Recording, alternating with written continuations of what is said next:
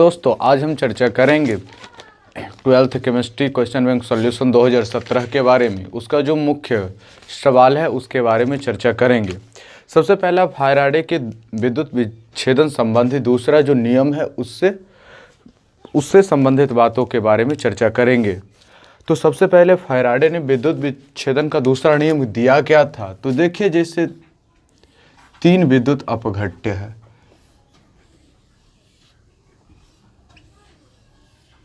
तीन विद्युत अपघट्य है, तीनों से होकर के विद्युत धारा प्रवाहित किया जाता है। इसको विद्युत अपघट्य फर्स्ट मान लेते, ये फर्स्ट है, ये सेकंड है, ये थर्ड है। तीन विद्युत अपघट्य है, इससे आई विद्युत धारा तीनों से समान विद्युत धारा का जो है वो समान विद्युत धारा प्रवाहित किया जाता है।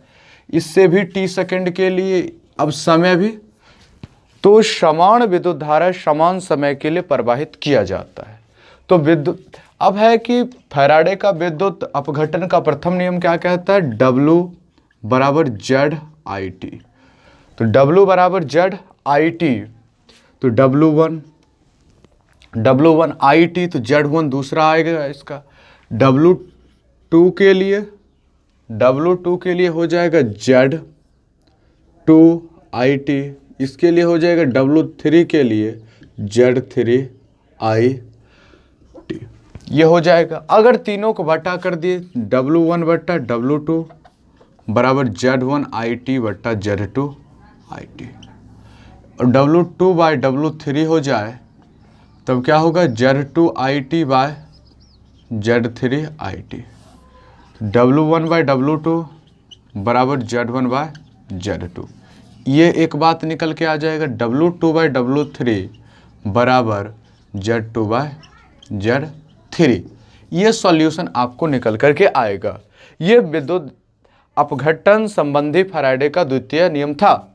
तो द्वितीय नियम क्या कहते हैं, किसी विद्युत अपघट्य को, अगर एक से अधिक विद्युत अपघट्य है तो उसको क्या किया जाए, अगर श्रेणी क्रम में जोड़ा जाए, समान एम्पियर के विद्युत धारा समान समय के लिए उस विद्युत अपघटनी विलयन से प्रवाहित किया जाता है, तो जो होता है आपका मुक्त हुए पदार्थ की मात्रा विद्युत रासायनिक तुल्यांक के समानुपाती होता है। तो ये W जो है ये समानुपाती होगा Z के, W जो है वो समानुपाती हो जाएगा Z के। तो सबसे पहले देखिए, तीन क्या लिए थे हम, विद्युत अपघटनी विलयन लिए थे, तीनों से विद्युत धारा प्रवाहित किए और समान समय के लिए, समय का भी टाइम भी था, इक्वल टाइम तीनों के लिए ले लिए। तो W1 बराबर Z1 आई टी, W2 बराबर Z2 आई और W3 बराबर Z3 I T. W1 by W2 Z1 I T, Z2 I T, W2 by W3 Z2 I T by, तो ये जो मुक्त हुए पदार्थ की मात्रा ये विद्युत रासायनिक तुल्यांक के समानुपाती होता है, ये बात था। अब है विशिष्ट चालकता एवं मोलर चालकता। तो सबसे पहले विशिष्ट चालकता समझते हैं।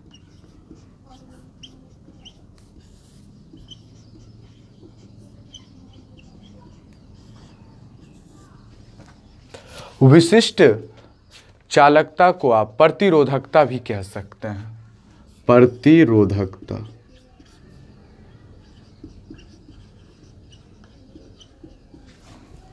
प्रतिरोधकता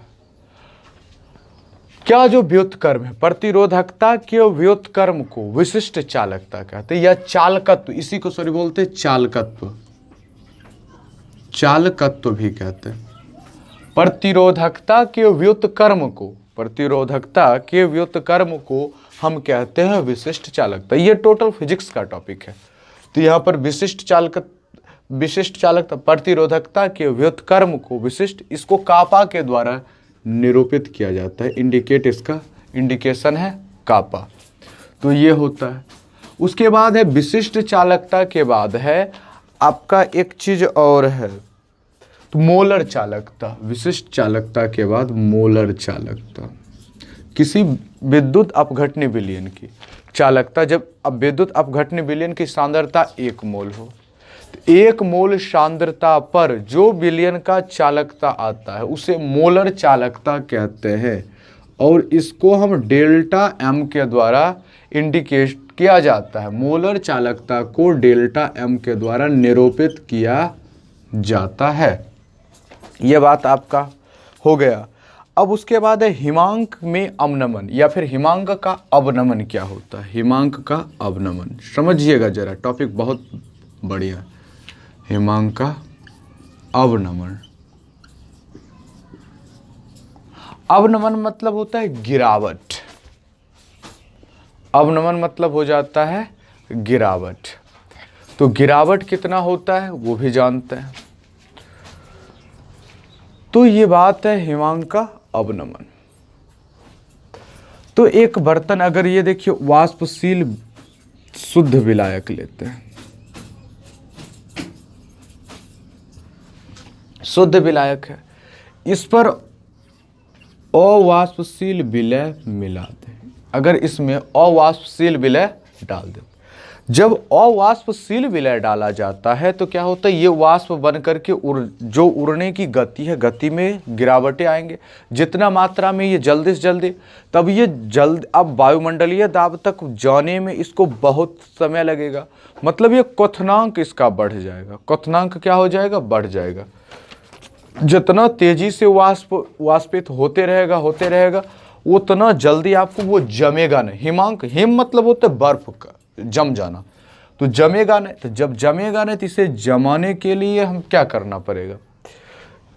तो अब देखिए, अगर इसमें वाष्प होने की प्रक्रम में अगर गिरावटें आ गया है तो हम आसानी से जल्दी से, अगर पहले इसका क्या था, वाष्प दाब ये था, इस लेयर पर था, इस लेयर पर था और यहां तक आकर के वो जम जाता था, तो जम जाता था। लेकिन जब क्या इसमें वाष्प मिलाए तो इसमें क्या, वाष्प दाब का क्वथनांक में उन्नयन हुआ। वाष्प दाब का आपेक्षिक अवनमन, जितना तेजी से उड़ पा रहा था उतना तेजी से उड़ना ये बंद। यहाँ से गिरावट, यहाँ से यहाँ तक आने में इसको ज़्यादा टेम्परेचर घटाना पड़ता था हमें।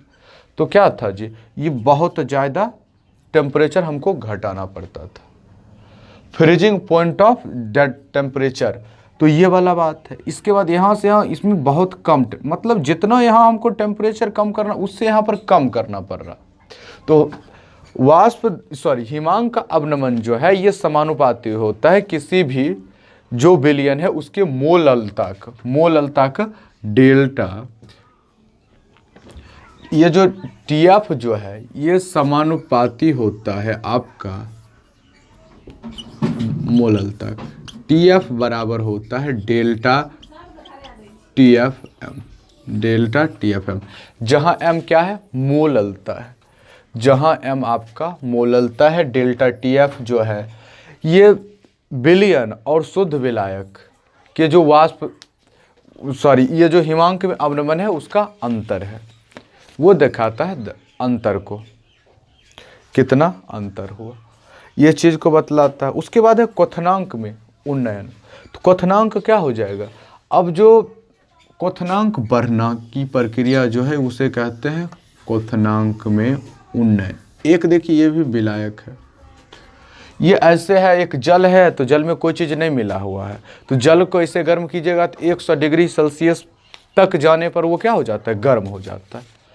लेकिन उसमें अगर आप नमक मिला दीजिए, चीनी मिला दीजिए तो 100 डिग्री सेल्सियस पर नहीं उबलेगा। अब उसके लिए आपको 110 डिग्री, 120 डिग्री, 150 डिग्री सेल्सियस तापमान देना पड़ेगा। तो ऐसा क्या हुआ, तो पहले था जो शुद्ध विलायक था जल, वो आसानी से सब कण उड़ कर ऊपर जा रहे थे और आराम से इसका जो दाब था, जो दाब लगा रहा था, तो वो दाब क्या था, कम, तो जल्दी दाब वायुमंडलीय दाब के बराबर हो जाता था इसका वाष्पशील कण।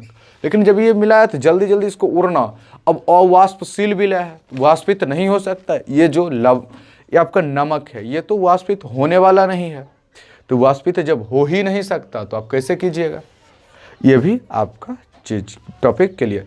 अब है लिगेंड। क्वथनांक में वृद्धि को ही, क्वथनांक जो 100 डिग्री पर उबलता था अब 110 डिग्री पर उबलने लगा। क्वथनांक में जितना वृद्धि हुआ तो क्वथनांक में वृद्धि को ही कहते हैं हम, क्वथनांक में वृद्धि को ही कहा जाता है क्वथनांक में उन्नयन। तो चलिए ये बात हो गया।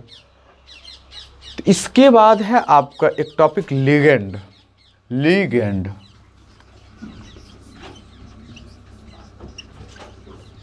लिगेंड उपसह संयोजक यौगिक में होता है। उपसह संयोजक यौगिक में दो प्रकार का परमाणु होता है। ये देखिए, अगर एक उपसह संयोजक यौगिक है K4FeCN6, इसमें दो प्रकार के, जो डी ब्लॉक का तत्व होता है वो क्या करता है, इलेक्ट्रॉन लेता है, इलेक्ट्रॉन ग्रहण करता है, इलेक्ट्रॉन को जोड़ा वो ले लेता है। तो जो इलेक्ट्रॉन को जोड़ा लेता है, इलेक्ट्रॉन जोड़ा लेता है, इलेक्ट्रॉन जोड़ा जो लेने का काम करता है वो कहलाता है आपका केंद्रीय परमाणु। केंद्रीय परमाणु उसको कहते हैं सेंट्रल एटम। और जो इलेक्ट्रॉन जोड़ा देता है, इलेक्ट्रॉन जोड़ा देता है, जो इलेक्ट्रॉन जोड़ा आपको देता लेकर के है वो कहलाता है लिगेंड। वो क्या कहलाता है आपका, लिगेंड। अब कुछ का है नामाकरण है, तो नामाकरण भी चर्चा कर लेते हैं। सबसे पहले इसी का नामाकरण पूछा है, K4FeCN6। तो नामाकरण में सबसे पहले ध्यान देना है आपको, तो नामाकरण में सबसे पहले K4CN6 है।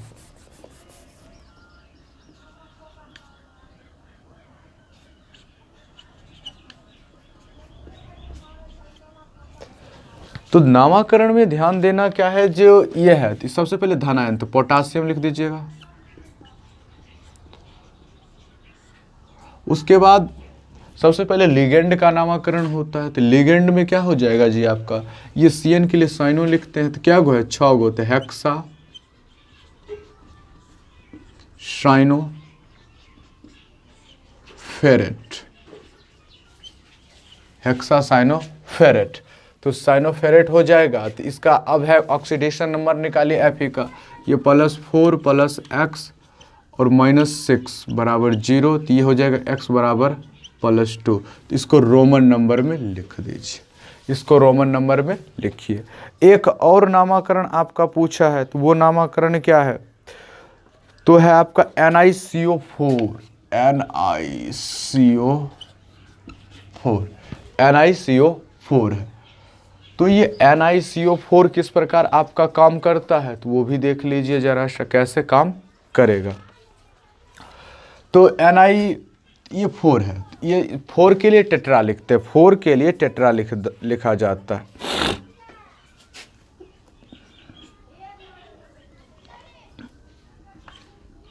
टेट्रा कार्बाइल निकेल, और इसका जो है ऑक्सीडेशन नंबर 0 निकल करके आ जाएगा, इसका ऑक्सीडेशन नंबर 0 निकल करके आ जाएगा। अब K2P, अब K2PtCl6,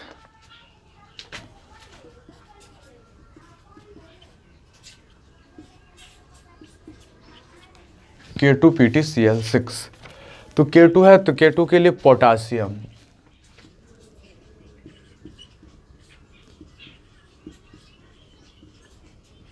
पोटासियम। तो Pt होता है, तो उससे पहले किसका, क्लोरीन, तो हेक्सा क्लोरीन। और आपका है प्लेटिनम, प्लेटिनेट, और इसका ऑक्सीडेशन नंबर निकाल लीजिए, ऑक्सीडेशन नंबर +4 हो जाएगा, तो इसको +4 रोमन नंबर में 4 लिख दीजिएगा, ये भी नामकरण।